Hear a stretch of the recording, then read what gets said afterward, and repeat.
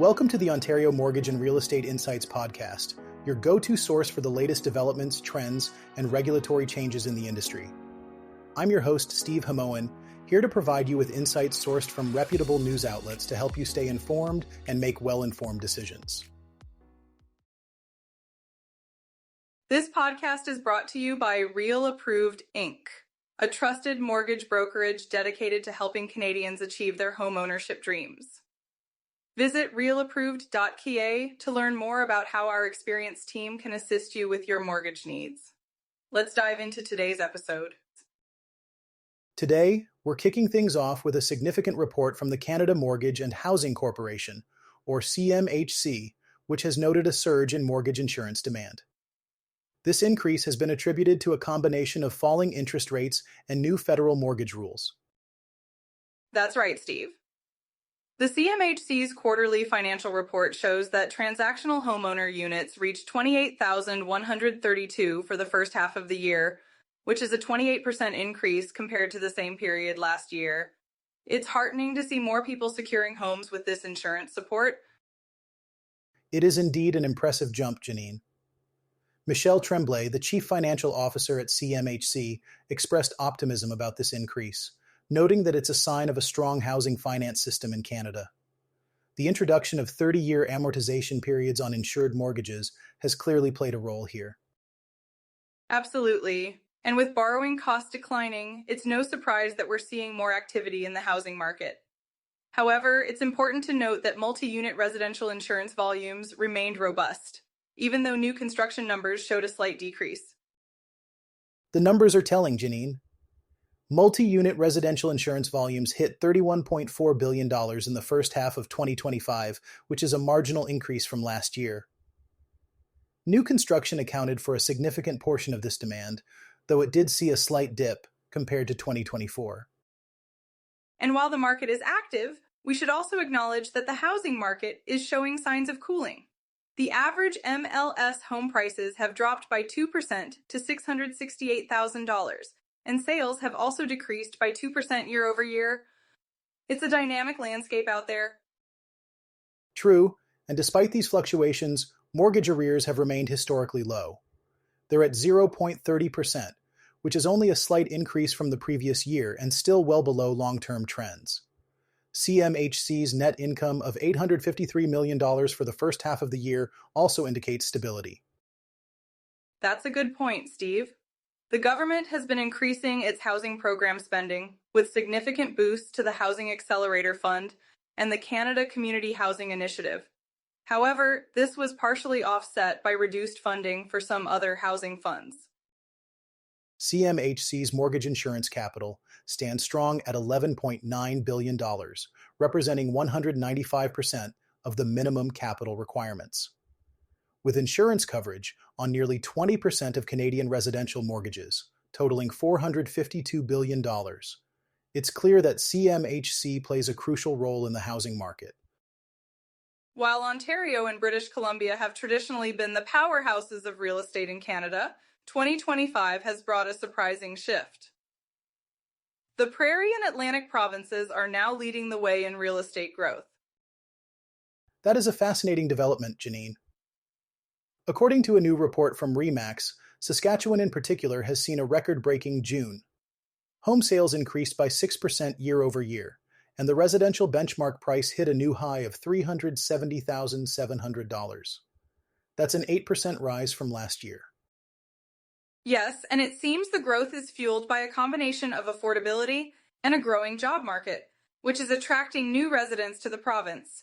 However, active housing units remain quite low, 40% below the 10-year average, which adds pressure on the market. It's a classic case of supply and demand affecting prices.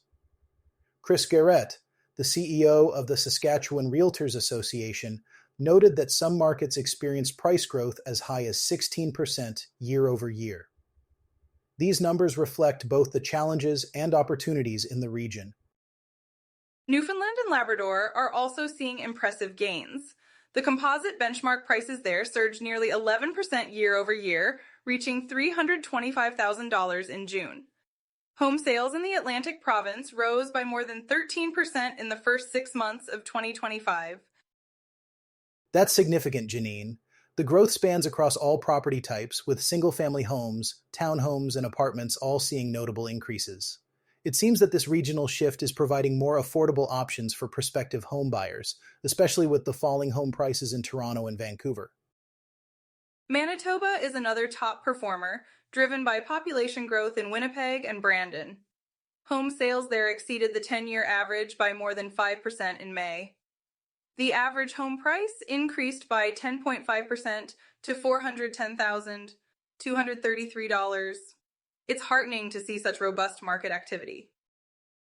Catherine Schellenberg, president of the Manitoba Real Estate Association, mentioned that despite economic uncertainties, the housing market in Manitoba is strong.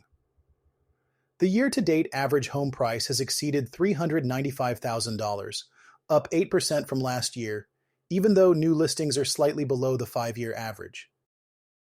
It's clear that these regions are turning a corner, even as market conditions vary across Canada. The regional shift, with more affordable options and lower borrowing costs compared to 2024, is creating a dynamic landscape for home buyers. Indeed, Janine. As Valérie Paquin, chair of the Canadian Real Estate Association, pointed out, market conditions can vary considerably across the country. It's important for potential buyers and investors to stay informed about these regional differences to make the best decisions. Our final topic for today's episode is Barrie, Ontario, which has been making headlines recently. The city has been the focus of some intriguing developments and discussions in the real estate market, as highlighted in the latest video news, interviews, and analysis by CTV News. That's right, Steve. Barrie has been experiencing a variety of events that have caught the public's attention. From local fires to innovative housing initiatives, there's a lot happening in the region. It's a reminder that real estate is not just about buying and selling properties, it's about the communities and lives within those areas. Absolutely, Janine. One of the key stories coming out of Barrie is the implementation of strong mayor powers, which are intended to fast-track housing construction. This is part of a broader effort to address the housing shortage and improve infrastructure. It's a strategy that has sparked a lot of debates about its potential impact and effectiveness. Indeed, and while some view these powers as a necessary step to accelerate development, others are concerned about the implications for local governance and community input. It's a complex issue with valid points on both sides, reflecting the challenges of balancing growth with community needs. Exactly. It's crucial to consider both the economic benefits of increased housing supply and the social aspects of community involvement. As we know, real estate decisions often have far-reaching consequences that extend beyond the immediate financial outcomes. And as we keep an eye on Barrie, it's important to remember the personal stories and challenges faced by residents in such dynamic markets. Their experiences are just as important as the numbers and statistics we often discuss. Thanks for tuning in to another episode of the Ontario Mortgage and Real Estate Insights podcast. We hope you found today's insights valuable as you navigate the world of mortgages and real estate. Before you go, a quick reminder, Real Approved is here to make your mortgage journey smoother. Whether you're buying your first home or refinancing, their experienced team is ready to guide you with personalized support every step of the way. Visit realapproved.ca to get started and take the next step toward achieving your home ownership goals. Catch you next time and stay informed with the latest industry insights.